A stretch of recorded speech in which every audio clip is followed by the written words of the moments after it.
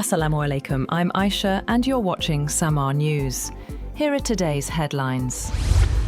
Fresh US airstrikes have targeted multiple locations across Iran after Washington accused Tehran and its allied militias of attacking American military installations in the region. According to reports, strikes hit several Iranian locations, including Sirik, Fars, Bushehr, Ahvaz and Khuzestan. Iranian media also reported explosions on Keshem Island, where a residential building in the Char Tangu neighborhood was struck. State media later said 3 people were killed in the attack. Iran's Revolutionary Guards claim 3 US F-35 fighter jets were destroyed in a missile attack on Jordan's Al-Azraq airbase. The IRGC also claimed 3 other F-35s were heavily damaged, but the claims have not been independently verified. However, the US military denied Iran's claim that 3 F-35 jets were destroyed. US Central Command says no American aircraft were damaged and that all Iranian missiles and drones were intercepted or failed to reach their targets. CENTCOM also denied a tanker breached the US blockade on Iran. A suspected drone strike has hit a US-owned gas storage tanker at Egypt's Mediterranean port of Damietta, sparking a fire that spread to a second gas vessel. Egyptian authorities confirmed the fire, but did not identify its cause. The blaze was quickly brought under control by emergency crews, with officials confirming no injuries or fatalities. The damaged vessel is reported to be the Enagos Winter, a US-owned floating storage and regasification unit. Iran's Foreign Minister Abbas Araghchi has urged Bulgaria to reconsider allowing US military aircraft at Besma Air Base. Tehran said the deployment would facilitate US operations against Iran and is unacceptable. Bulgaria's parliament approved up to 8 US tanker aircraft and 250 personnel at the base. China has denied a report that Iran is set to receive 400 Chinese-made, shoulder-fired air defense launchers within weeks. Foreign Ministry spokesperson Mao Ning called the report not true and not factual at all, saying Beijing remains committed to peace and ending the conflict.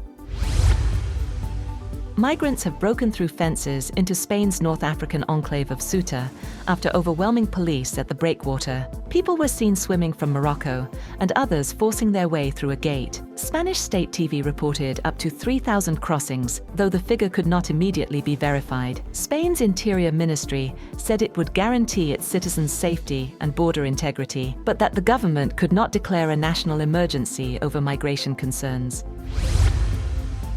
India has summoned executives from US tech giant Meta after its Facebook platform briefly restricted a post by Prime Minister Narendra Modi last week. A video message by Modi posted on Meta's Instagram platform and later shared on Facebook was restricted temporarily on the latter. A Meta spokesperson said at the time that the post had been blocked inadvertently. A senior official said New Delhi has asked Meta to come in at the highest level and explain what is happening. He did not say who specifically had been requested to appear.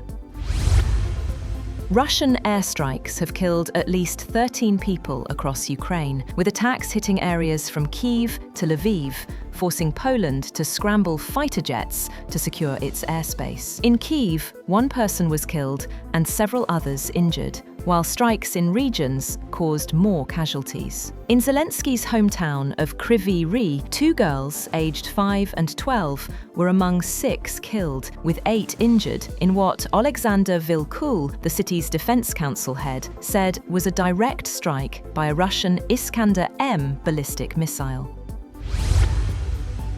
China urges New Zealand politicians not to use China as a domestic political issue after a parliamentary exchange involving Foreign Minister Winston Peters drew criticism.